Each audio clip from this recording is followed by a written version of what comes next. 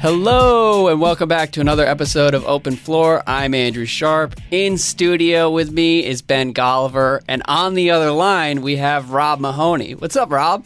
Hey guys, we made it through the week. We're alive. We still have our jobs. That's a success. Yeah, no kidding. I'm really impressed that both of you are currently able to form sentences. The top 100 is out. It is done. Ben, how are you feeling right now? Not too much, Andrew. You kind of screwed the intro up if you don't remember. But I'm feeling great. I'm feeling celebratory. I'd also say we call it the top 100 not only because there's 100 players on it, but because we have achieved basically at this point 100% approval rating from across the board. It doesn't matter if it's league executives, players, fans, anonymous internet commentators. I mean, basically everyone agrees with our list, Andrew. It's a phenomenal feeling when you have this kind of validation in the world, and I'm just kind of sitting back enjoying it. I spent the morning at a drone museum. We can probably get into that later. We're not going to lead off with drones right now. I'm not letting you do that. Okay. I know you're riding high. Fair enough. I'm just saying this podcast is all part of sort of my, kind of championship parade, if you will. Yeah, you're taking a victory lap. I'm here to bring you guys back down to earth because there are some real suspect calls on the top 100 that I've been waiting to address. Ben, so Rob, I don't know if you know this. I thought we were going to do the top 100 pod on Tuesday, and Ben wouldn't let us do it because he was afraid of revealing the top 20 too early. So now we can finally talk through this, which will be nice. Off the top, Rob, I want to congratulate both of you guys on some big wins this year. Number one, you did not have Paul Millsap as a top 15 NBA player, which is fantastic. You did not have Derek Favors. Last year, basically, overall, this year's list makes a lot more sense than last year's. I was genuinely horrified by Parsons at 50 last year. Derek Favors was the 28th best player, according to you guys. You're fixating on past history. No. Stick to the list. You've learned a lot about basketball over the last 12 months. That's why this list makes a lot more sense. Rob and I have been rubbing off on you. What I'm saying, stick to the script. You did a great job this year. It's not as repulsive to me reading the top 100, and we should read the top 15 here at the start, because I think you guys nailed the top 15.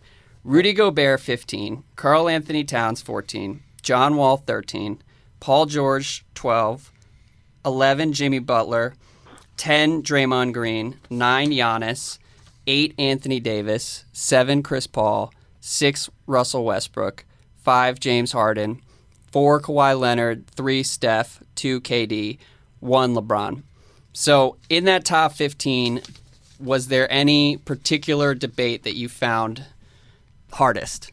I mean, I think the one that we really got stuck on a lot was Steph versus Kawhi. And it's a matter of splitting hairs on a superstar level, which is always fraught with problems, just because you're lucky to have either of those guys. You're lucky to deal with any of their limitations and to ride any of their strengths. And, Curry is a guy who I think, we're not going to make the argument that he's as balanced a player as Kawhi, because that would be crazy. But when you look at what Kawhi has done to kind of elevate his game as a scorer, he's just now getting up to kind of what Steph's down year performance as a scorer looks like. And I think what gives Curry, or what ultimately gave Curry the edge for us, is just that he has this universal impact on an offense that isn't really matched anywhere. I mean, he basically has rendered entire swaths of the league completely obsolete. Like, if you're a certain type of center, you just can't play against the Warriors anymore. If you're a wing player who kind of falls asleep at the wheel when you're off ball, the Warriors are just going to run your guy through off-ball screens all day, and you're going to have to guard Steph. And so he really demands a certain kind of personnel be on the floor, and in doing so, makes it that much harder to play even your good players if you're playing against his team. And that kind of constant impact, the fact that he's really the ultimate make guys better superstar, combined with maybe the most accommodating superstar in the league, given that he just gave up so much just so Kevin Durant could be his teammate. That's a really hard thing to top, and it really kind of gave him a unique case, I think, for our list. Yeah, let's be honest. I was the one pushing pretty hard for Kawhi, and you talked me out of it.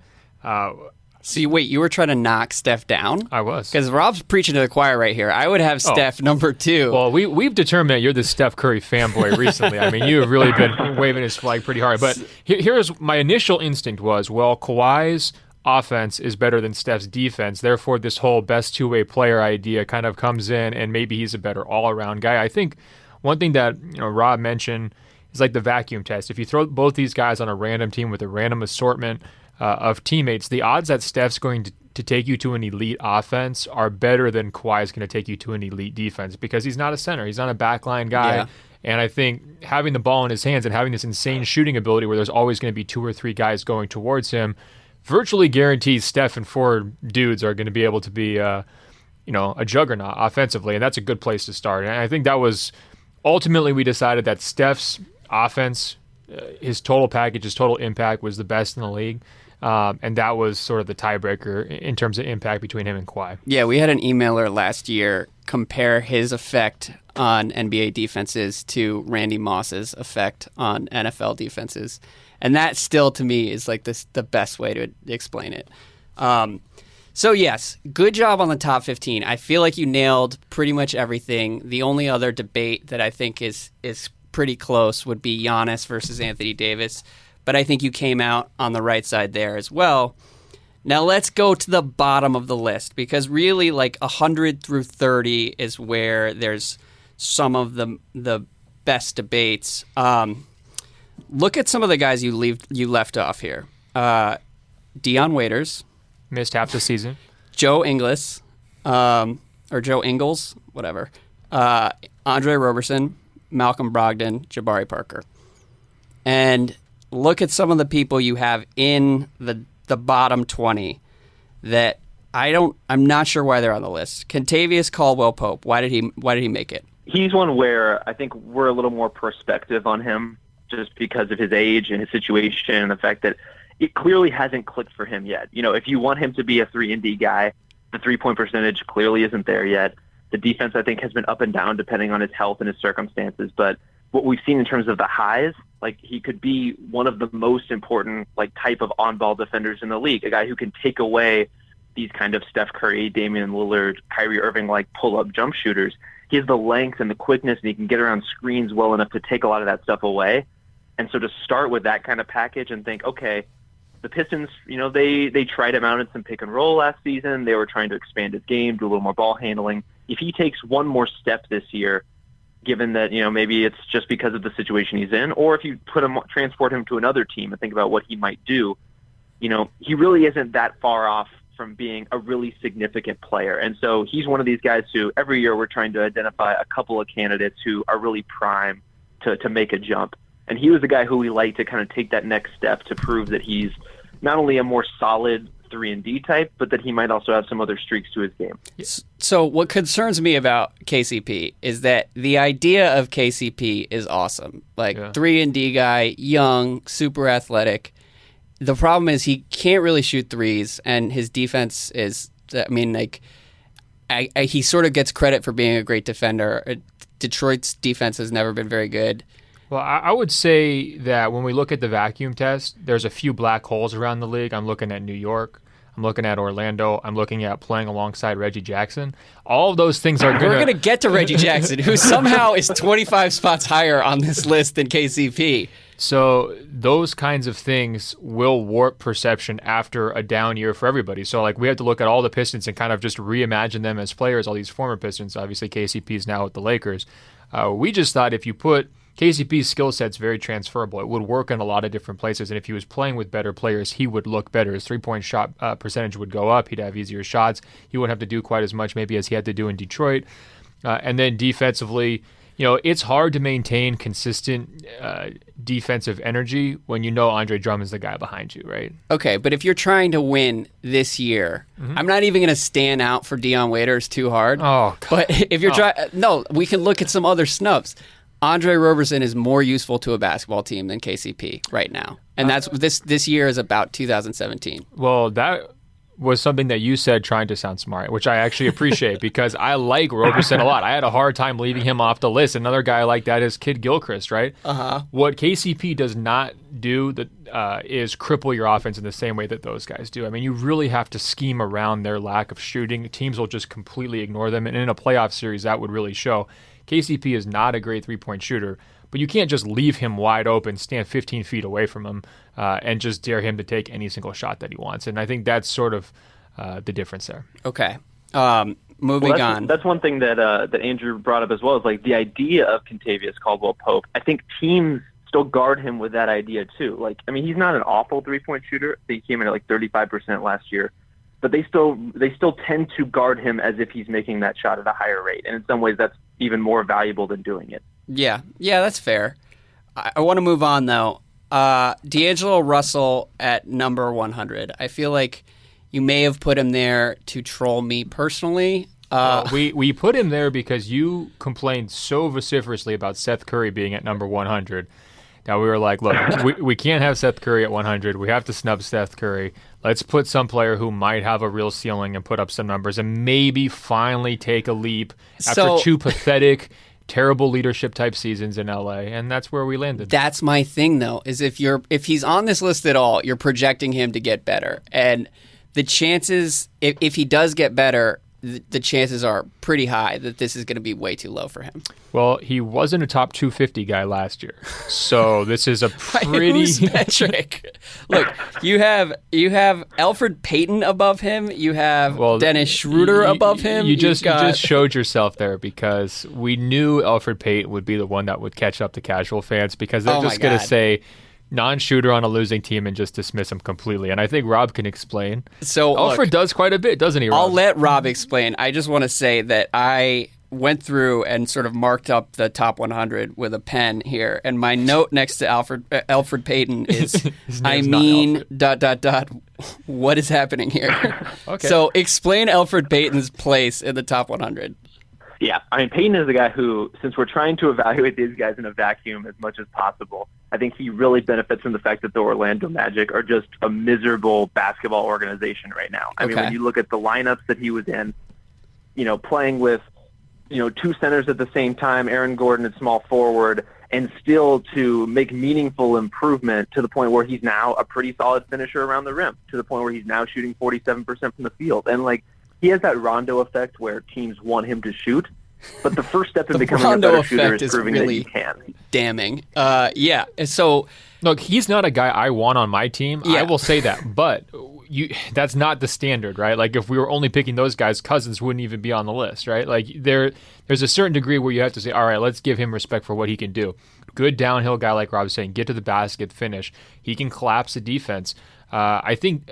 But we're talking vacuums here. If we're talking vacuums. Well, if you give him average shooters and average space around him, he's going to look like a completely different player than he has in Orlando because they've had the worst spacing basically of any team in the league for the last 3 seasons. But wouldn't you also agree that if Elfrid Payton is playing more than 25 minutes a game for your team is not in great shape? No. I mean, he doesn't shoot and needs the ball. No, but he can attack off the dribble. He can collapse the defense. He can set up, the kind of zing passes around the perimeter. He's got good size. I think he would look, if they had better defensive pieces around him. They were kind of a mess defensively in terms of fit last year too. I think he could be, a pretty physical guy on the ball, guard multiple positions given his size. Look, so when you're in the top 100 here, just as a point of reference for you, that means you're basically top 20 to 25 at your position, right? Right. Which means you're in some cases, the bottom of the list, you're a below average starter.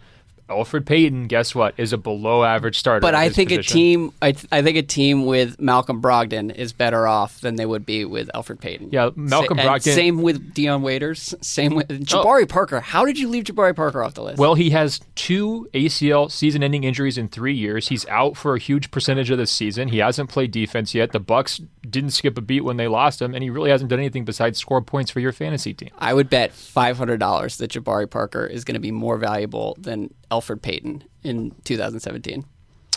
Based on what metrics? What do you use to quantify value? I will take all of your money, and you still owe me for last year. I do.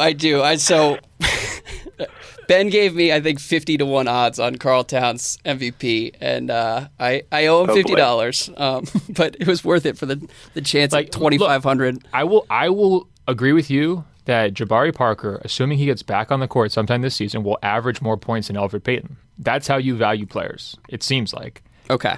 If we're talking about overall value in terms of player efficiency, win shares, other metrics that real plus minus, Elfrid Payton is going to beat Jabari Parker in all of those categories. I'm not going to let you turn me into Mr. Fantasy Stats, casual fan. I value players by usage. By usage, that's it? If Elfrid Payton is a high usage guy for your team is screwed. And that's fine. Well, I think you've got sort of a chicken and the egg thing going here. And I actually think we should push back against that because it's a trap I've fallen into with Elfrid Payton too. You're saying the Magic suck, therefore Payton sucks. Or actually, you're saying it the other way. Payton sucks, so therefore the Magic suck. And I think it's more of the opposite. I think that there's some institutional issues there in Orlando that are preventing Payton from looking as good as he could possibly look. You've been talking about the Magic spacing. The Magic spacing sucks because of Elfrid Payton. No, not only Elfrid Payton. He bears a lot of the blame. Scouts told me when Aaron Gordon came out from the draft that they think he made more sense as a small ball 5 than a 3. What did they start him out last season? The 3. His numbers fell off a cliff. His efficiency didn't look nearly as good after they made the trade. Get rid of Ibaka. They put Gordon back to his normal position. Everybody starts to play better. Surprise, surprise. It's not that complicated.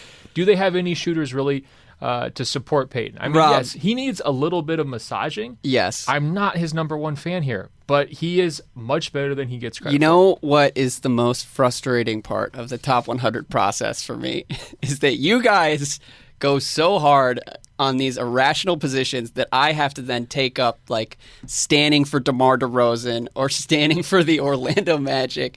So you're not gonna.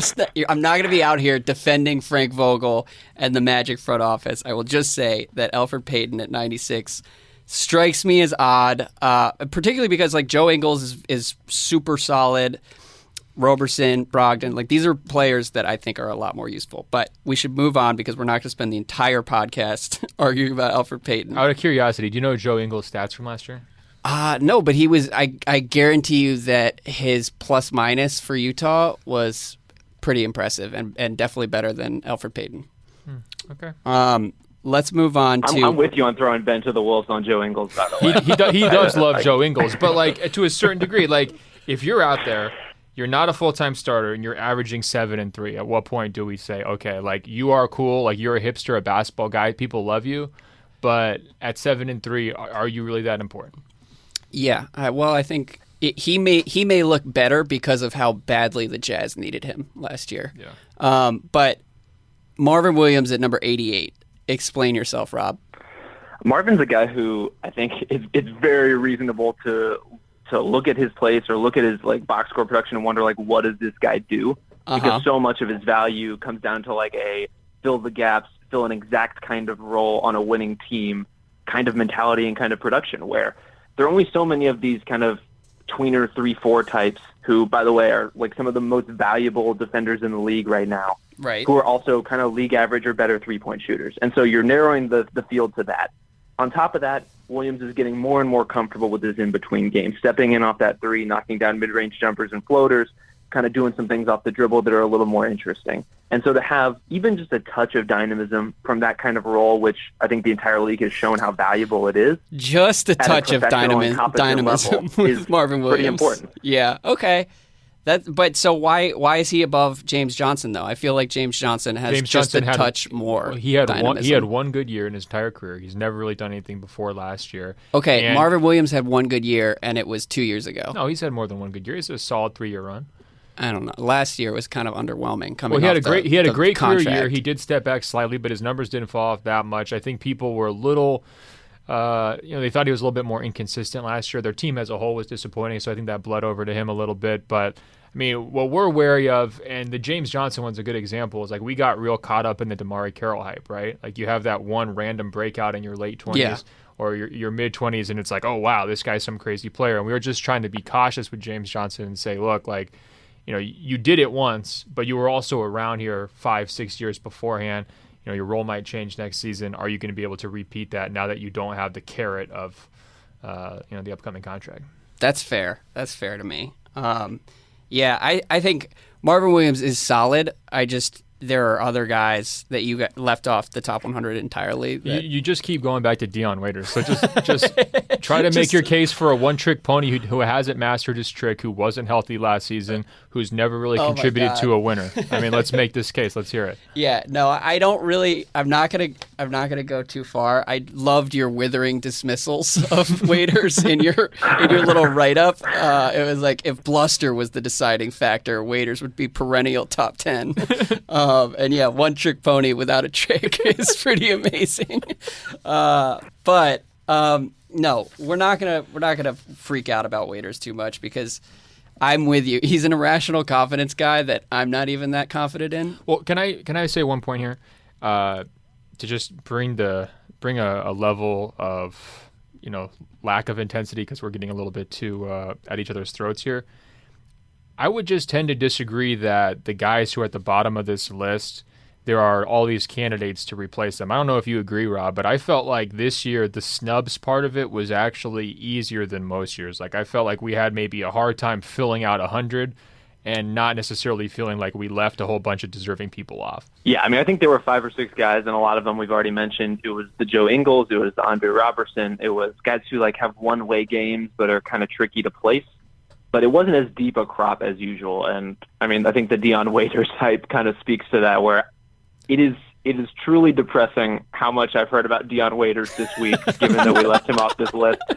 You would think 15 inefficient points per game in half a season was a goddamn revelation. But apparently, I don't know. This is what the people want these days. Waiters also only played about 35 games. That's what we're saying. So, fair enough. Unbelievable. I think if you put, Jabari, that 88 would be a good spot for Jabari Parker. Like, it's safe. If he comes back healthy, he's going to be more valuable than that. And 88 reflects the fact that you don't know how healthy he's going to be. If we put Jabari Parker on the list, you're going to just come back next year and say, Chandler Parsons, Derek Favors, all these guys with injury issues. You should have known they had injury issues. That's all you do. You cherry pick the injured guys. Chandler Parsons was injured when you ranked him 50th. He's injured right now. That's why we left him off. Yeah, you don't hear me crying out for more Parsons on this list. All right, so you talked about Marvin Williams and how valuable he is positionally. But then you also have Robin Lopez here. And Robin Lopez is pretty solid, but I'm not sure how useful he is at this point in his career. We had a hard time with a lot of these centers because if you're not a guy who covers a lot of ground, if you're not one of these guys who can play a small ball 5 in a playoff series, the immediate instinct is, well, that guy's value is now 20% less because he can just get played off the court. So it's not even just Lopez. It's a guy who's really talented like Jonas Valanciunas. Yeah. A lot of those guys we really had to rethink this year, and it's well, if you're not a plus defender and your big skill is scoring, or you're just solid, like you're an all-around guy like Lopez, would teams just rather have an extra stretch 4, like a shot blocking 4? And yeah, it's tough. I mean, again, it goes back to Lopez is fairly far down the list. Is he a below average starting center? Yeah, I think he is. So he has a place here still, but he's a guy who kind of needs a lifeline, though, don't you think? This coming season, he's probably going to look worse than he actually is just because of his current situation and fit. Yeah, well, I think he's a trade candidate, but I also, you think through what teams would really benefit from a Robin Lopez trade, and that list is not very long. There still is a role for those guys, though. I mean, a lot of those big guys, they'll start, they'll fill minutes. It's sort of like the Bogut role. It's like a warm body. Yeah. It's well, we got to save our best lineups for the fourth quarter, but yeah, I don't know. Rob, do you have any other thoughts on the centers? I mean, 2 things. I guess one, this range in particular, I think we tend to favor those kinds of solid guys. And Marvin factors into that as well, where there are obviously higher upside candidates than Marvin and Robin Lopez. But what those guys give you on a nightly basis to us was pretty valuable, especially when one of the really hard kind of criteria to wrestle with was, okay, how would this guy do in a series against the Warriors, in which so much of the league is just completely defunct? So obviously, if you have that kind of opposition, Lopez is pretty useless. What he does not translate to that context. But when we're trying to evaluate, okay, it's not just can he be on a championship team, but could he help push a playoff team further? Could he help get a team into the playoffs? Could he help make a terrible team less terrible? And that's the kind of area where Lopez really does help quite a bit, just because he's such a steady force, one of the better and more disruptive defenders at the rim without even really having to jump just because he's so big. And on top of that, like these really low usage, low maintenance bigs who are just going to scoop in offensive rebounds and give you, 10 to 12 points a night is kind of an important thing when if you're going to value the Russell Westbrooks of the world who can just drive and pile up points and be huge usage players, you have to also value the guys who are going to fit in alongside that. And Lopez is one of those guys. You actually kind of sold me there. Yeah, no, it's great because a garbage man. No, I need a garbage man. I just love that Rob's in here dropping knowledge so that I don't feel like it's just me lecturing you all the time. I appreciate it. And I have it's hard because you're talking about the 100 best players, and like Robin Lopez is better at what he does than a lot of the quote unquote like the wings. Like he's better than Evan Fournier. Yeah. But I wonder whether he's more useful than a guy like Evan Fournier would be. And usefulness is definitely something that we look at. We hope that this list reflects that. I mean, like you mentioned the top 10, like someone like Draymond Green. There are people out there who would say Draymond Green has no business being in the top 10. I'm sure he was a polarizing pick being 10th, right? Usefulness and adaptability, versatility, and then being able to do it for, again, in a vacuum with any group of teammates goes a long, long way. He's a defensive cheat code, basically. All right. Tobias Harris is someone who I have no use for as a basketball player. Yeah, you mentioned that last week. Why? Why are you so down on him? Well, no, I just he's another guy where if you're counting on him for 30 minutes a game, you're probably going to end up being disappointed. And you have a bigger problem. He's just good enough to feel like he's a solution, and he is just limited enough to be damning in the long run. And I think the Pistons are sort of finding that out now. Yeah, Rob, I'm curious because I did a bunch of the Pistons blurbs, and I came out a little bit higher than I thought going in on Tobias. I mean, I think he's in position, depending on how Reggie plays next season, to be their leading scorer. I mean, I think it's a classic conundrum where, he's definitely a plus guy on offense, a minus guy on defense, and it's this constant balance of, how do you find the right role for him? Who do you pair him with? What lineup combinations do you use to kind of get the most out of him while also covering up his faults? I think Stan struggled with that a little bit last year, used him in different roles, but now that you look at all the turnover the Pistons roster has had, I think he has to go back to Tobias and really empower that guy. And good luck with that. Well, what are his options? I mean, look, I'm not. That's why I'm saying, how down are we on Detroit? He's one of their best scoring options. I think it's him or Reggie. That's what they've got. Yeah, well, and Reggie at 78 and Schroeder at 76. I just these are players who I don't think are very good. Yeah. Well, Reggie was terrible last year. Reggie wasn't a top 200 player last year. He had a lot of injury issues. I think we're now in the situation with Reggie where, at his best, he wasn't that bad. 2 years ago, he had a career year. He wasn't fantastic, but he is right around that league average starting point guard level, right? He has a terrible year. You want to give him a second chance. If he's just done, even though he's, not even close to being 30 yet, then he will be off next year. But you don't want to completely preemptively write him off as a player if he's able to reclaim the status that he was at 2 years ago. It's not like the game has changed that much for a player. His skills are still basically the same. He just did a terrible job finishing last year because he didn't have his athleticism and confidence. His shot wasn't there. And then I think people, I don't want to say people hate him, but it doesn't seem like he's... It should be a strike against him that teammates seem to loathe Reggie Jackson. And I think that we've factored that in. Yeah. I think we'll get to March, and D'Angelo Russell will look like a much better player than either Reggie Jackson or Dennis Schroeder. But yeah, you've been telling us that about Russell for 3 years. True. Fair enough. All right. So, no, Rob, but actually, that's completely plausible. Yeah. That is possible. Again, we're not saying who's best case scenario. We're just trying to say, but look, that's your responsibility. You're ranking these guys for the upcoming year. You should be accounting for March. I have accounted for every month between now and June. Okay? Rob, which one of you is responsible for ranking Cody Zeller above Dwight Howard? Ben and I actually held hands and jumped off that cliff together. You can't tear us apart. There's nothing you can do to convince us that Dwight Howard is a better player than Cody Zeller right now.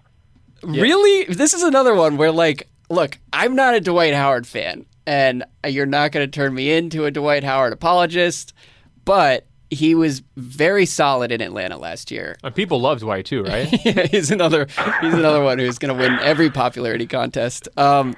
But he's very solid and should bounce back under Steve Clifford, which I know you're not you're talking about vacuums here, but He's going to start ahead of Cody Zeller and will likely be more valuable this year in Charlotte. So explain yourself. There's kind of two things. There's two things juxtaposed for us. One, the Hornets just imploded when Zeller went out with injury, and even when he was off the floor, especially their defense, which is the best thing that they do. So that's kind of one piece of evidence that we look at, especially when Dwight and Cody are really two similarly rolled players, with the exception being that Cody Zeller actually does all the stuff that you want Dwight Howard to do. When you talk about a guy who's like, just pick and roll already, like just do a minimal thing and do it very well, and Zeller is exactly that kind of player. And the other piece of evidence was that Mike Budenholzer, who's a very smart basketball mind and coach, decided that Mike Muscala was a better basketball player than Dwight Howard in the playoffs. Yeah, that's fair. The other thing, too, I'd say is we think Zeller should be the starter there. And, like, we were going back and forth on this and, like, okay, of course Dwight's the vet. Like, you're probably going to have to pay him respect and try to keep him engaged by starting him to start the season. But, like, when we're looking at their best five-man units, how do you really want to roll out there? Zeller's pretty darn good. He's one of the most underrated players, huge impact. Not ever going to be a star anywhere on the close to the level of where Dwight was. But if you're saying who's going to close games for the Hornets in the playoffs, we just saw, like Rob mentioned, Dwight didn't for Atlanta. There's no really reason to believe he's going to in Charlotte should they make the first round, and Zeller definitely could. Don't you think Dwight has a bigger defensive impact than Zeller ever will? Right now, but yes. I think again, if you're getting into a playoff battle where everybody's going small, Dwight won't. That's why he's off the court. He can't keep up. He can't run around. He's not the same guy athletically. He's going to put up big rebounding numbers for you. He can still definitely be the center on an elite defense like we saw last year, but he's also that comes with baggage. He wants the ball. He wants touches. He wants to break up your offense, and Zeller doesn't. This is one of those things where I think both of you guys are wrong, but I also don't care enough to really protest. But the thing I do care about is 64 through 60. Devin Booker at 64 is about 20 spots too low. You said that last year, and we were right. No, I was right last year. Last weren't. year, Devin Booker was last year's D'Angelo Russell. He was number 100. No, but he wasn't. He didn't outplay his ranking. All right, fine. Devin Booker should have been like 80 last year. But 64 for Devin Booker still feels low, in part because, look, if you flip him and put him on the Kings, who George Hill is 63, 62 is Trevor Ariza, 61 is Ricky Rubio. If you put him in Utah this year, Utah has a much well, it's the West is murder, but Utah has a higher ceiling at that point. Nah, they didn't hit his explosiveness. He has once. Actually, I want Rob to lecture you on this because I think Rob is a passionate Devin Booker hater, and it's lurking right below the surface. So, Rob, channel your angriest, your Halloween persona and bring it out here. Devin Booker has one skill that happens to be the most important skill you can have in today's NBA. Go ahead, Just Rob. not efficiently. Like, he's really good at taking the shots. Like, he's really good at shooting. Not necessarily making, but shooting. He's great at shooting. He had a rough first half shooting last year, and then it picked up, and he was awesome. So a rough first year and a half shooting. And then, when he was 19 and 20 years old. So, God damn it. All right, go ahead, Rob.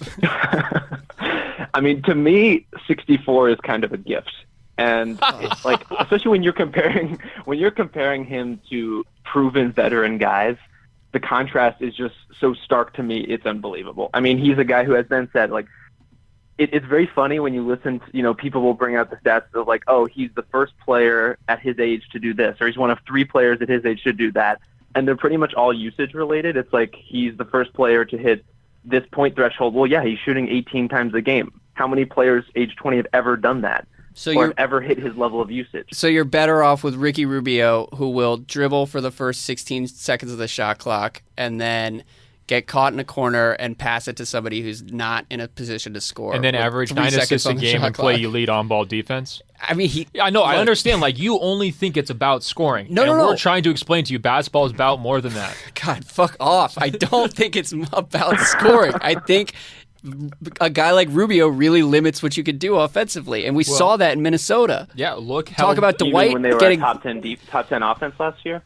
No, but they could not. They could not close games for 6 months straight, and that was I expect them to get a lot better in Rubio's absence. Yeah, Phoenix was awesome closing games last year. Yeah, I mean, they couldn't open games for 6 months straight. They won 24 games last season. Look, I need you to defend Trevor Ariza on this list also. Shot 30. I actually looked it up. This was probably the worst choice you guys made this year. Trevor Ariza at 62. Shot 34% from 3 last year, averaged 11 points a game. I could have averaged 11 points a game for the Rockets last year. What is the greatest ability? Availability? What? Bingo. He's played 80-plus games 3 years in a row. When you're talking about guys you want locked in next to a superstar like Harden who aren't going to, like Patrick Beverley potentially, make a trade demand because of personality issues or whatever else it might be, who are just going to play the role, do it solidly, take the big defensive responsibilities, knock down the three-point shots, stand in the corner, not try to do too much, be solid for a winning team. It's not an accident that they've been really good during this stretch. He just fits perfectly. And he also, again, transferable. Put him on any winning team. You can plug him in. If you don't have an elite 3, plug Trevor Ariza in. He's going to give it to you. Rob, so continue on Devin Booker.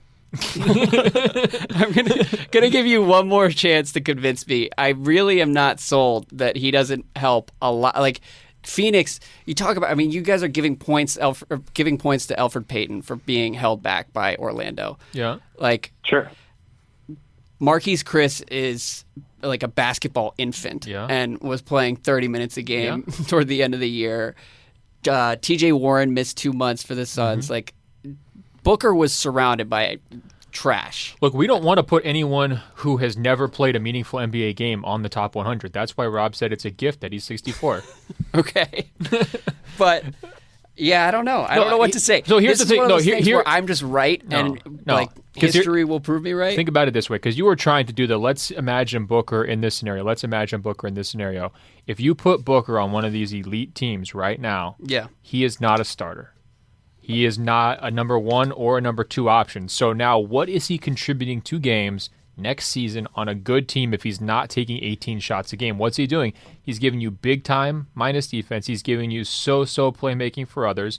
And that's it. So he's not starting. For the Warriors, he's the 8th man.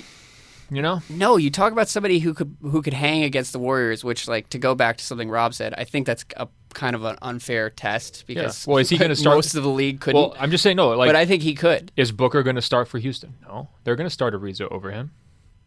Better fit. He's not as good at scoring. He's not as good as ball handling as the elite guys. Does Booker close for Houston? No, probably. Yeah. No. Yeah. Well, because he's given up too many points on the other end. I don't know. I mean, here's the thing: is if you're going to be primarily a scorer, and that's where the lion's share of your value lies, and especially with Booker, who is probably one of the worst big minute defenders in the league, then you have to be really, really good at it. And he's pretty good in volume, but there are guys. If you're looking for guys who are going to shoot 18 times a game, you're going to find much better ones, and they're also better defenders, and they also make their teammates better, and they're also better passers, and they're also not league average 3-point shooters. But Rob, he scored 70 points in a game though.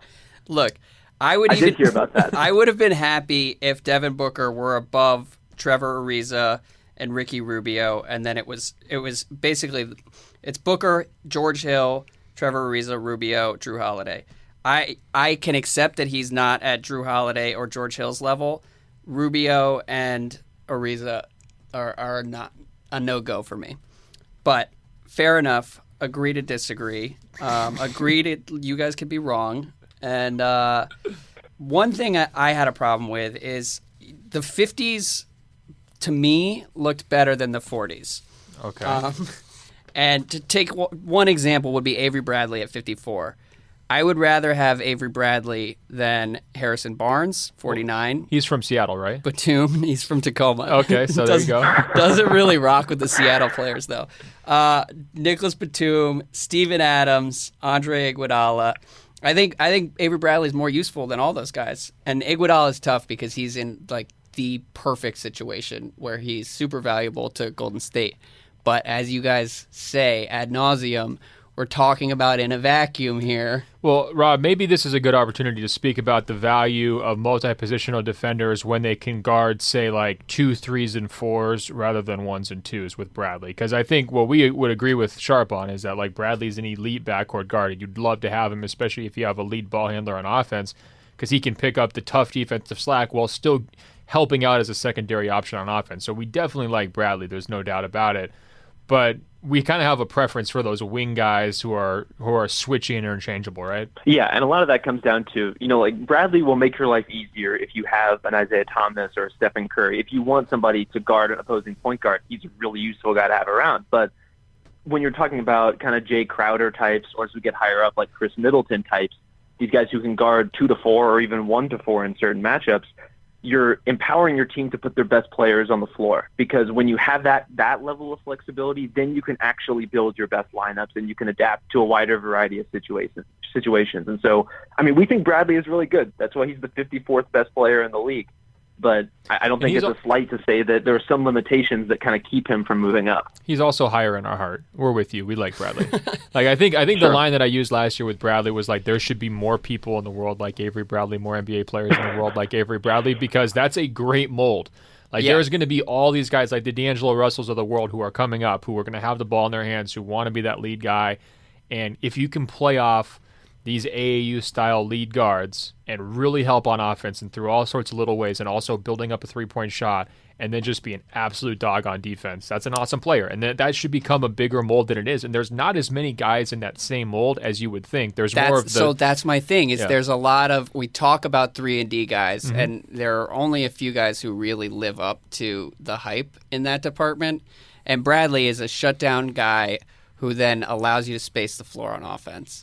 And health issues too is one other thing that we should probably mention in terms of like where we're putting him is, he's not giving you 3,000 minutes a year. But like Batum is a guy who, 2 years ago was great. Last year, not so much. Yeah, I mean, basically every Hornet I'm down on. There's a couple of teams like that, and it's a thing that we go through with this exercise is you don't want to overreact to that down year, because usually the truth is somewhere in the middle, right?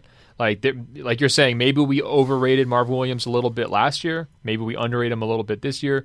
You want to kind of try to strike the balance. And Batum, he has a level of playmaking for his teammates and facilitating for his teammates that a guy like Bradley just doesn't have. I mean, and not very many players at his position have. If you look at the other guys who are averaging like 5 rebounds, 5 assists in a game, it's all NBA guys. Batum is like totally unique as one of these wings who's a true secondary playmaker for others. And so, is it ideal? Like, could their offense be better? Yeah. But when you have complete non-shooters that they're trying to work around, guys like Kid Gilchrist, Cody Zeller can't shoot the 3, some of these other guys who are maybe crowding your spacing, having a creative passer in Batum in that front court to help set up Kemba Walker is very valuable. Yeah. I think my biggest objection in the 40s, I have 2, actually. Gallinari is this year's Parsons Award winner, not going to be healthy for the entire year, has no business being this high. And then Jae Crowder, man, I'm a Jae Crowder fan. Mm-hmm. I really like him for a lot of the reasons that Rob mentioned. He allows you to play some versatile lineups, stretches the floor, and can guard a little bit. But I think we might be overstating his defensive impact. And he's also doesn't stretch the floor as well as people think. So having him at 44 above guys, like, again, we're supposed to be projecting. I don't think that Jae Crowder is going to be a better player than Otto Porter will be this year. I don't think he's going to be better than Andrew Wiggins. I don't think he's going to be better than Gary Harris, all guys in the 50s. J.J. Redick is another one who could have been a little bit higher. So defend Crowder for me. I mean, Crowder and Bradley are kind of linked in an interesting way, where a lot of kind of the bigger picture defensive metrics with the Celtics assess a lot more credit to Crowder than they do Bradley. And I think some of that underrates Bradley, where there's clearly something going on when you watch him. You can see a lot of his value, and for some reason it isn't translating. It kind of is a little bit of a concern, though, that the Celtics were a better defensive team with him off the floor.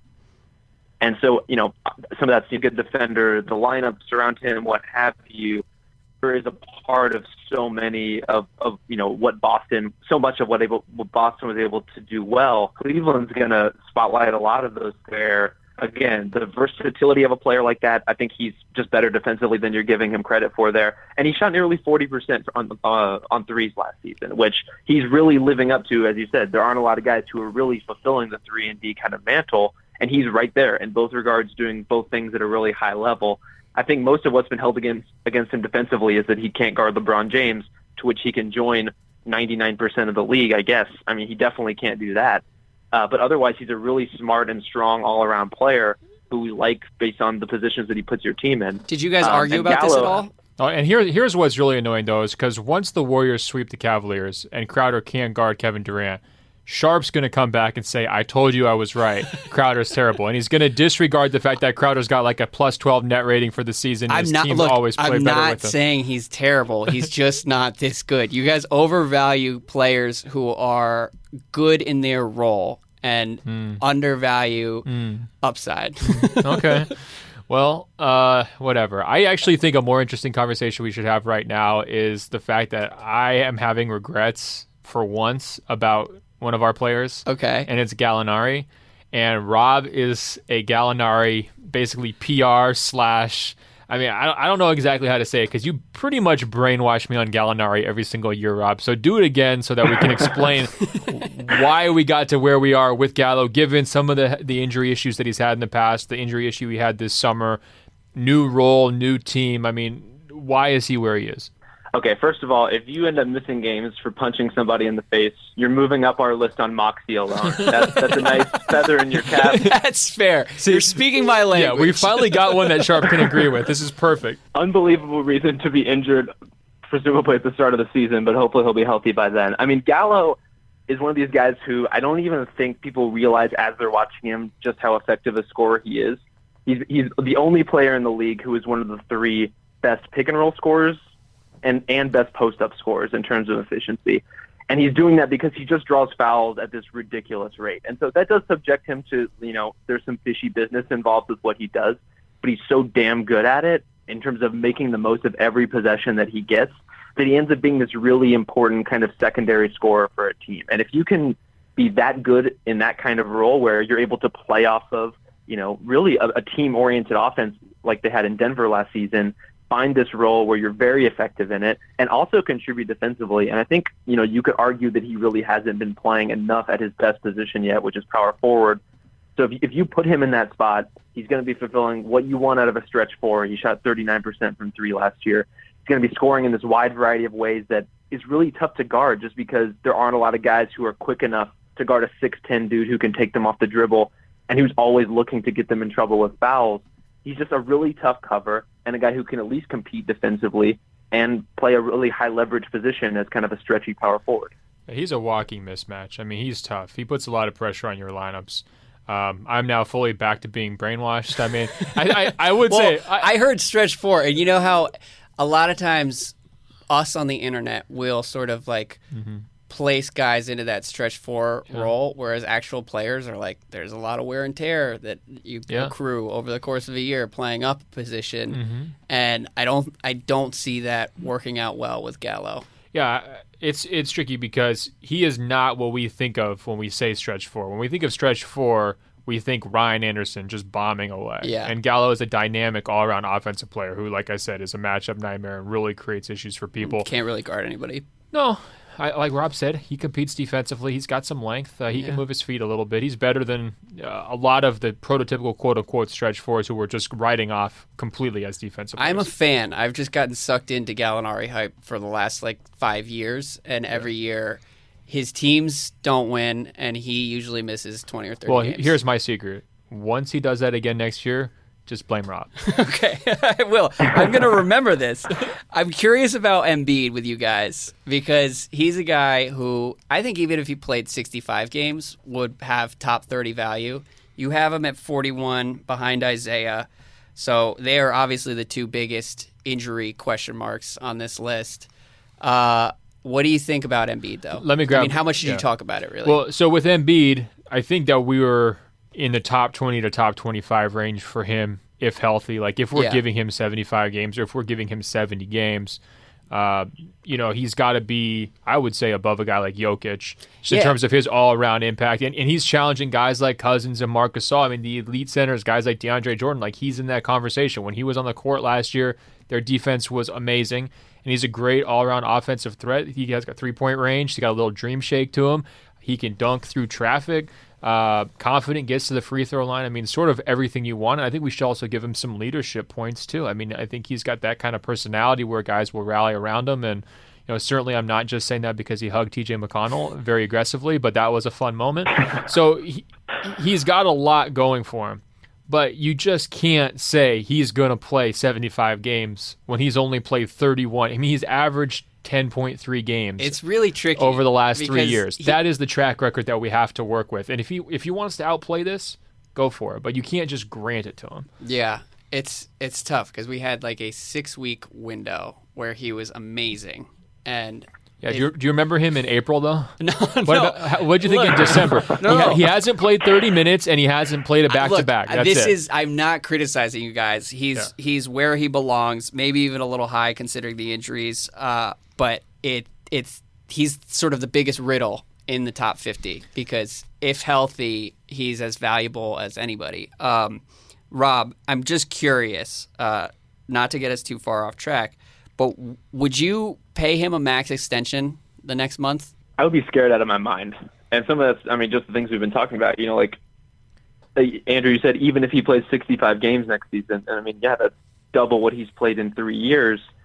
I would be very tentative about it. And, if other people want to come with the offers, I'll match, some very competitive offers, certainly. Yeah. But in terms of getting ahead of that with an extension, it's like every month of information I have about Embiid's health is helpful to me. And he's kind of reached that point where I'm just not taking anything for granted in terms of his availability. Yeah, and every month is another opportunity for him to submarine his value by getting injured again, And I think, imagine if they had, during the middle of that 6-week stretch, the Sixers front office probably oh, this is a no-brainer decision this summer. 1 month later, it's no. Good thing we didn't sign that deal during the middle, right?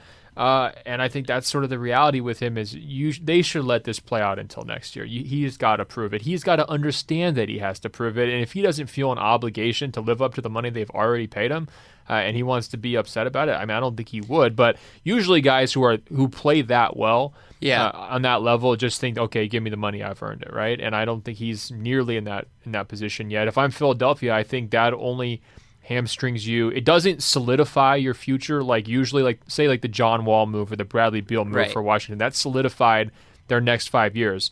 Paying Embiid and having him get hurt this season is the opposite effect of that. That would be sort of the worst case scenario. And so for them, I would just punt it until next summer. Well, and the Wizards, it was scary trying to pay Bradley Beal, but they had no other option. And I think that's what'll happen with Philly is they're going to have to just sort of hold their nose and hope for the best. And when you think about it from a macro perspective, there isn't real the plan right now and the blueprint sort of falls apart if you take Embiid out of the equation. Yeah, so don't commit early. Don't commit early, but really there's either way there is no. It's sort of back to square one if he's not in the mix. One other thing you mentioned, Isaiah being at 40 and being a tough injury guy. He was late 20s for us. I know. I told you guys to move him down. What do you mean? Well, when you emailed out for submissions, I put Isaiah sad face, move him down. Oh, after the injury. Yeah. So originally, before we kind of realized he was going to miss half the year, he was sort of in that late 20s range. He was a little bit behind Kyrie to kind of reflect, the trade value. But if he's going to miss half a season, it's sort of the same calculation as with Embiid. It's both those guys are all-star caliber players when they're healthy, but how helpful can you be to an organization for a whole season if you're missing 40 games? Yeah. So, Rob, I'm going to let you make your Chris Middleton case now. Yes. Because you were so close. You guys were so close to nailing it with DeRozan. He should be 35. He should not be higher than Whiteside, Porzingis, Beal. But putting him below Middleton is a bridge too far for me. So make your case. Okay. I mean, to me, they're really the same case, which is everything that you would want DeMar DeRozan to do that he doesn't, Chris Middleton does well.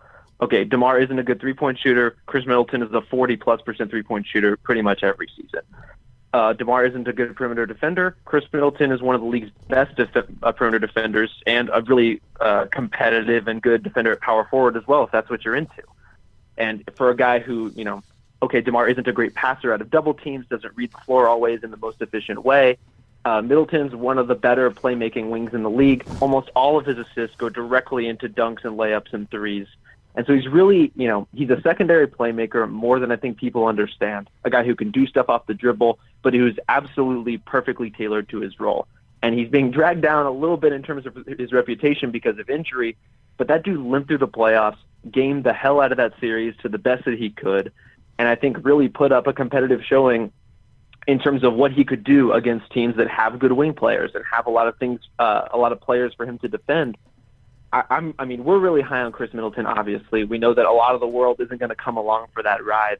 But, I mean, you talk to people from teams, they put him in more of a Klay Thompson echelon than they do a DeMar DeRozan echelon, if that makes sense. These guys who are perfect team players who are going to fit so well along one or two or three other stars.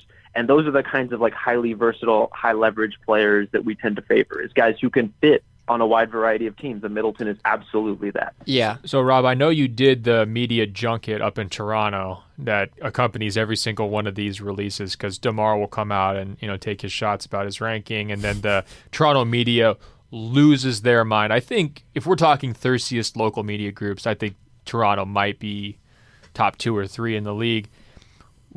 How would you grade the outrage this year on a 1 to 10 scale? I mean, I think last year was a certified 10 in terms of DeRozan being at 46 and their fans just losing their mind, melting down all over us. From the interviews that you've done up in Toronto, how much pushback did you get? How much, were they patting you on the back for the fact that DeRozan moved up this year, or was it still anger? I think it's still like a 7.5 to 8. I think on some level they kind of expect it at this point, which is probably good for all of us involved. I mean, we just aren't the biggest DeMar DeRozan fans, and so the sooner that people get that, I think it's going to be better for everybody. Look, let me compliment you guys. You guys have made a lot of concessions this year. You've moved up players that I like more, and we didn't make a single concession. No, you have. No, we have not made any concessions.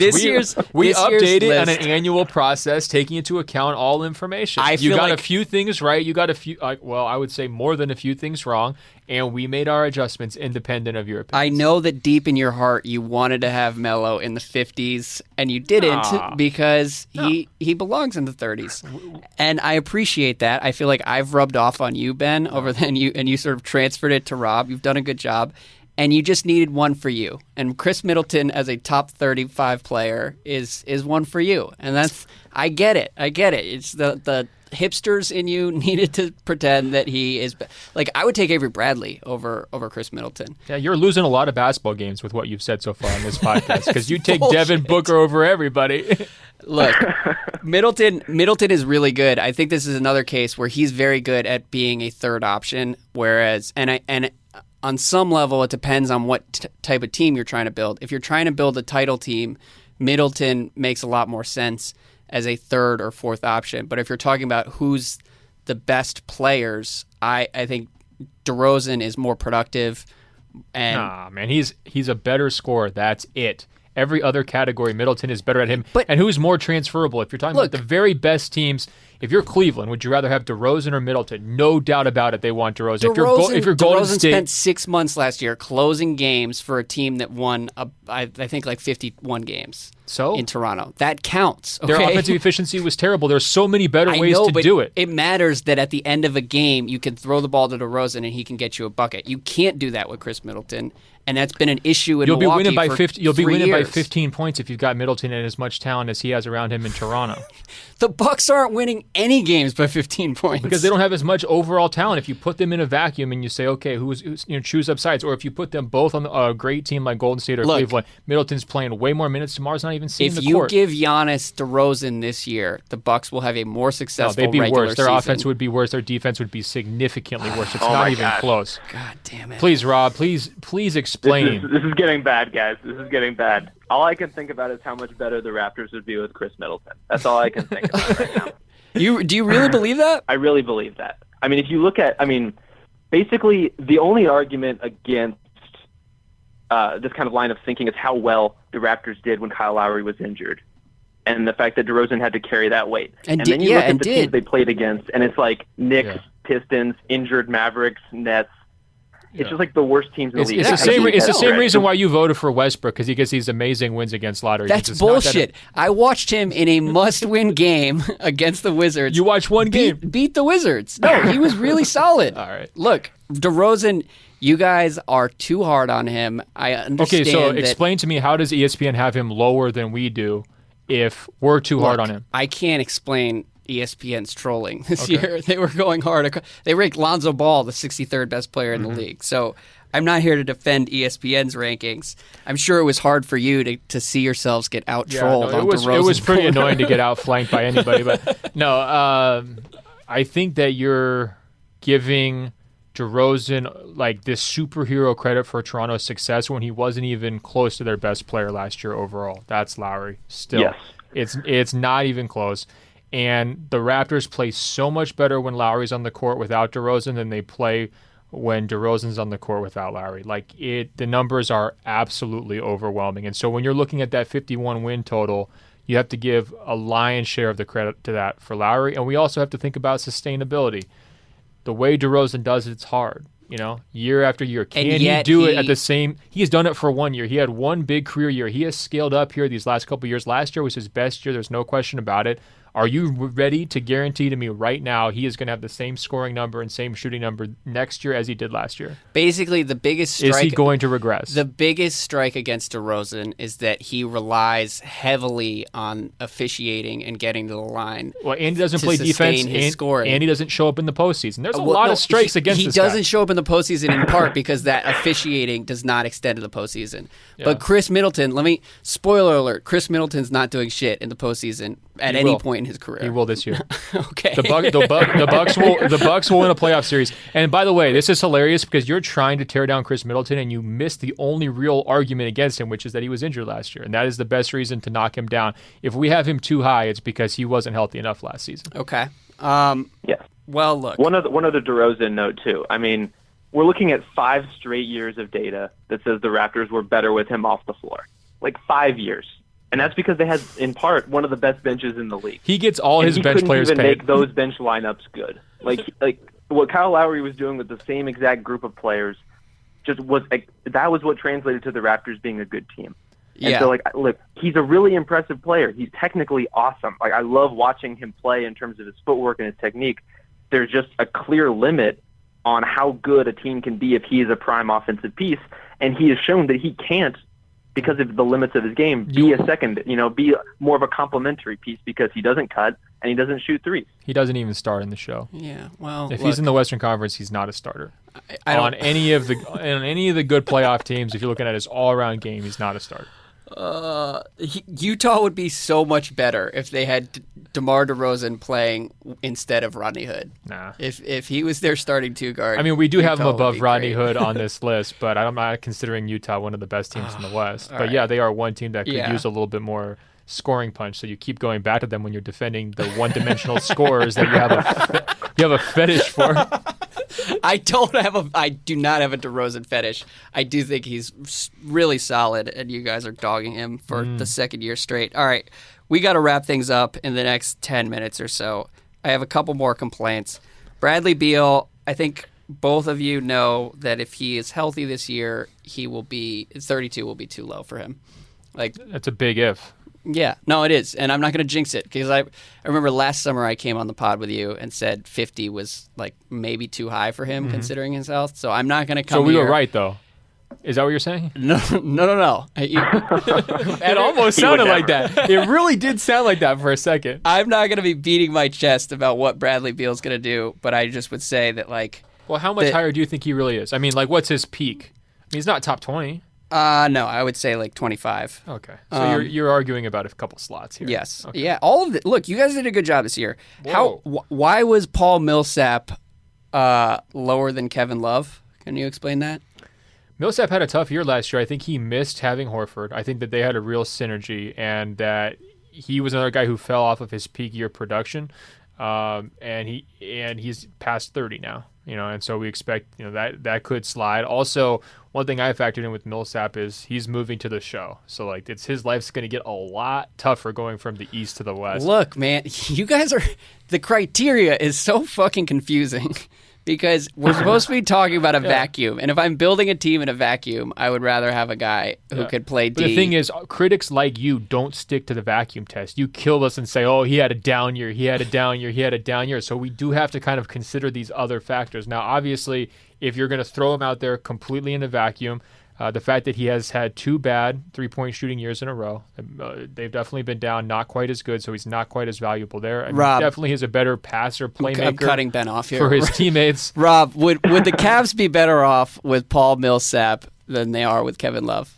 I mean, I guess that depends on what you expect out of how many games Isaiah Thomas is going to play. Because if you need more of a creator, then I think a guy like Kevin Love is more helpful. If you want someone who can run, you can run your offense through. If you want somebody who can fill more of that need, I think Love has shown he can be that kind of high-usage player where Millsap can't. Millsap is just going to be kind of pick up the slack type of contributor on that end of the floor. And so his defense might be more helpful in a playoff series. I would certainly trust him a lot more to deal with the problems that the Cavs need to deal with. But, I mean, I think they might stick to their guns with Love on that one just because they know what he is in terms of a spot-up guy, and they know what he can bring to the table, you know, if they need him to help carry bench units while Isaiah is out and LeBron is sitting. Okay. I mean, you know I love Millsap. I think that they would actually want to have Love. I'd be just because of the scoring ceiling.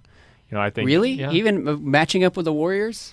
I mean, I think they got to get there first. I mean, I think that we really have to think about this Cleveland team as like what we thought we knew about them in terms of breezing all the way. Like they're definitely still the favorites, but they're not breezing. But we talk about Love as like a high usage guy. Mm-hmm. He hasn't been that guy for 4 years. He's going to be that guy this year. He's going to be their number 2 scoring option. There's no doubt about it. Okay. I'll believe it when I see it. Well, believe it on opening night when they don't have Isaiah out there and it's him. It's LeBron and him taking turns scoring. Yeah, but as far as creation, I think LeBron is going to still bear the lion's share of that load. LeBron is the best player in the world. All right. All right.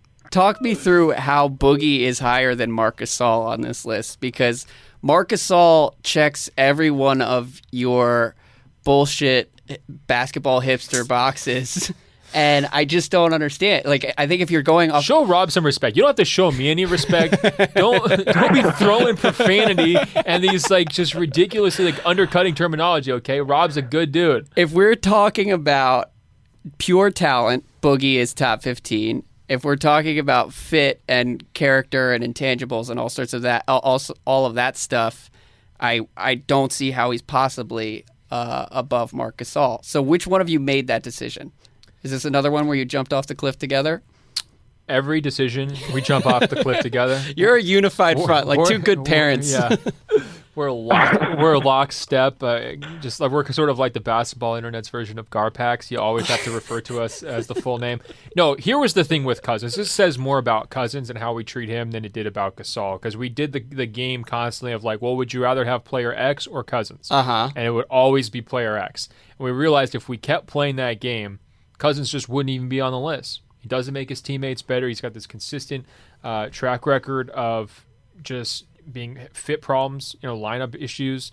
What position does he play defensively, consistency, going after the refs. I mean, all the stuff that people get down on Cousins for.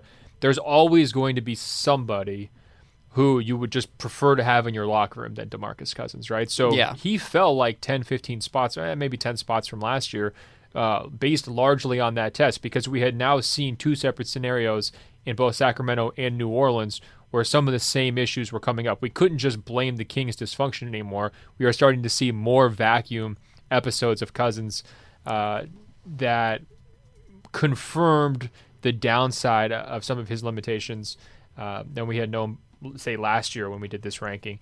In terms of him versus Gasol, I think Gasol, a lot of it was age-related.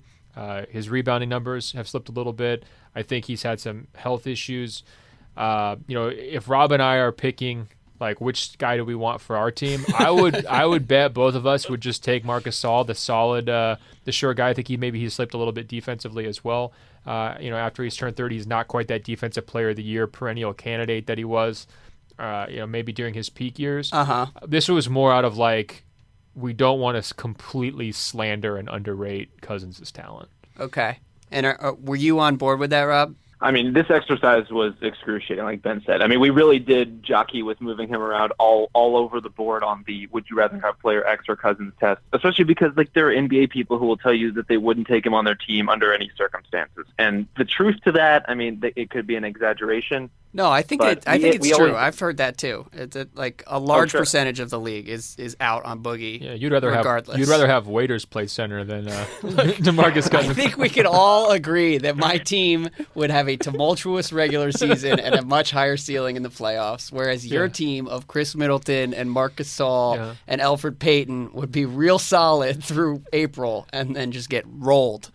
But yes, so Gasol, I'm sure it was heartbreaking for you, and I'm proud of you for ranking Boogie above him. I was surprised because it seemed like a departure from your methodology. No, he was way above Gasol last year. So that's the thing is like I think we actually, if anything, we overrated Cousins' talent last year because what I always do is I do those player comps for stats, and like if you look in terms of stat producing centers, he is the best since Shaq. Period. I mean, this guy is just off the charts in terms of his numbers and.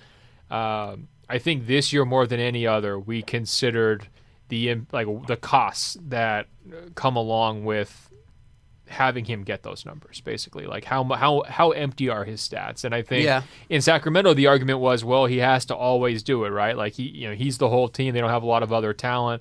He's sort of the martyr ball type center, right? Similar to Westbrook in Oklahoma City, and I think. His numbers just aren't translating to winning enough in either one of those situations for us to totally buy into them like we did in the past. Yeah, I mean, we still don't know. Like the Pelicans are the biggest wild card in the league right now. Do you think they're going to work? I would bet against it only because I don't totally trust. I don't know if Gentry is the guy that should be trying to make that work. Yeah. But we've basically seen like 3 weeks. And here's another one that's good and I think illustrative. Who is the coach that would be able to make this work? I'm not sure. Right? But I'm still a Boogie believer. I don't think that New Orleans is where it's going to work, though. All right, last spot, though. The 21, 20, 19, and 18. Kyrie, Klay, Kyle Lowry, Mike Conley. Now, you guys say that health matters. Lowry's had health issues, I think, every year for the last 3 years. No, just last year, but okay. Well, no, because he was battling something 2 years ago when he like mysteriously fell off the face of the earth in the playoffs, and he had some sort of nagging injury. But he's another guy who doesn't really show up in the playoffs, and apparently is not being penalized for it here since he's behind two world champions in Klay and Kyrie, both of whom can hang in the playoffs. And Conley's look, Mike Conley's really solid. Yeah. But he feels overrated next to Klay and Kyrie. It's just hilarious because Conley had the best playoffs of any of those four guys. Conley killed it. I mean, it was only one series, but it was one series. He lost in 5 games. Sure, but he was fantastic. I mean, he was absolutely unbelievable. If you're saying who can show up in the playoffs, I would look pretty fantastic if Tony Parker were trying to guard me. Mike Conley would look unbelievable if he played in the Eastern Conference like Kyle Lowry. Exactly. Or both Irving. Of them should be behind Kyrie. No, man, both of them. Look, this is almost to the point where it's self-parody. You just go for the scores every single time. You underrate defense. You underrate all-around players. It's the same argument every single time, man. We've been through this. No, we just went through this with Boogie. I don't think if you went around to 25 teams, I don't think anybody would take Conley over Kyrie, in large part because of their ceiling. No, man. For 1 year? Rob, Ben and I are getting legitimately upset in the studio right now. I'm actually pissed off. I'm not a Kyrie guy. I think he's a top 20 player. It matters that he can take over playoff games. Conley's not doing that effectively. He did. He had a great postseason, like we said. He lost all of those games. He's been to the Western Conference took Finals. Over those games. But he's doing it in a much tougher conference against much tougher competition. Year in, year out, they're consistently winning playoff series. They took him to the Western Conference Finals. He had a isn't going to be healthy all year. Career year last year. Oh, yeah, Kyrie's a picture of health. Give me a break. I mean, that's the thing with the health argument, too. I mean, Kyrie's missed, 40 games over the last 2 seasons, I think? Yep. Conley definitely gets injured. He also comes back from injury faster than maybe any other player in the league. Yes, he's doesn't seem human. Career best, basically, across the board. I think the argument against him is just based on his age curve. He's probably due for a slight decline, whereas guys like Irving could potentially get better. Right. I think there's enough gap for him to close, though, in terms of, Mike Conley is a guy who has shown more than a passing and occasional interest in playing defense, who you can count on to actually defend for, I don't know, more than 15 regular season games and a handful of postseason games. So I hear you on that. I just don't put a ton of stock. But how valuable is that skill at the point guard position? Because valuable enough to make them a consistent winner, a model franchise for a place that's had a lot of trouble filling out around him and Marc Gasol. Take it down a notch here. Model franchise. They've been in 7th seed no man's land for the better part of the last 5 years. Yeah, ask their fans, though. They've got a great fan base there in Memphis. I'm just saying, if you go through the top 15 and find every guard, none of them play defense. And I think that Chris Paul, number 7? Okay, Chris Paul, fine. James Harden, Russ, Steph, John Wall, everybody's a little suspect on that John Wall end. could play better defense, but he plays defense. It speaks to how irrelevant that skill is when it comes to assessing the best point guards in the league. Look, I would agree that there has been a slight warping effect towards offense being more important than defense, but guys like Kyrie and Isaiah are not just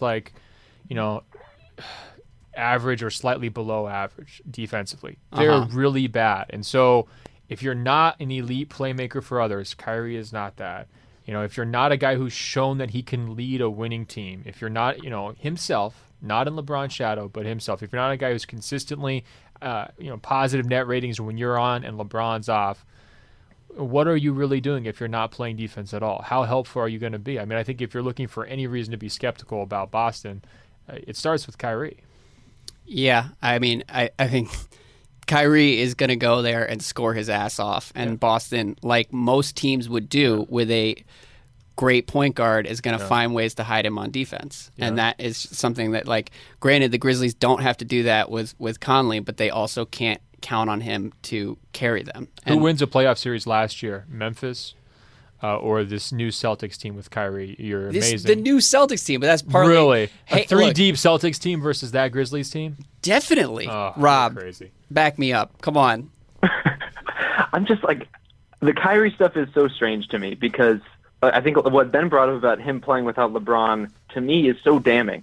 Every instance we've seen him without the best player in the world on the floor has been really concerning. And so... yeah, there are times where he'll, pop off in a playoff series and look really great.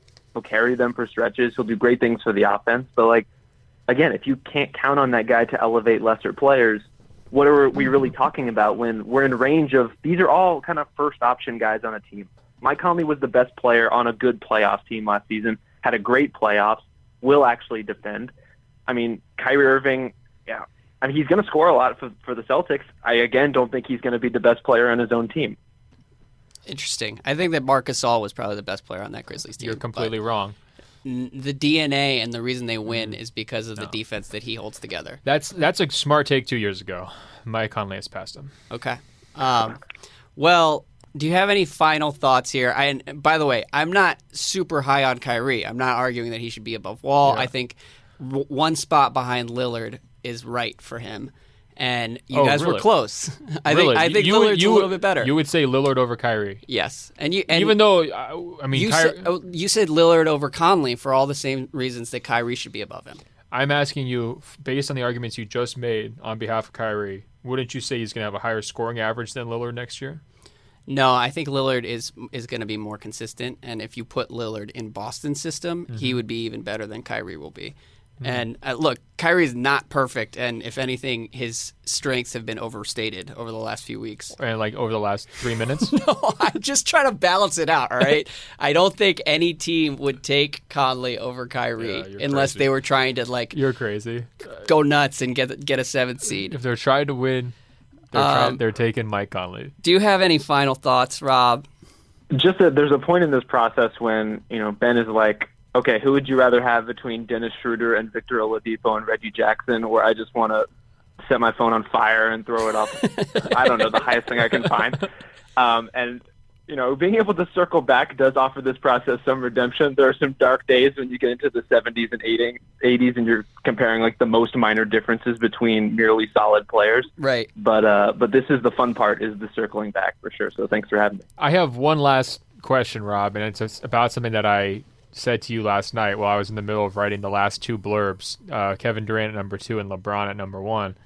And after I finished Durant's blurb, I had a very strong sensation course through my body, which was that he probably should be number 1 over LeBron this year based on the projection of Golden State's going to be completely setting him up for massive success. They're almost certainly going to win the title again. He's got a great shot at both MVP and Finals MVP just based on the stability factor.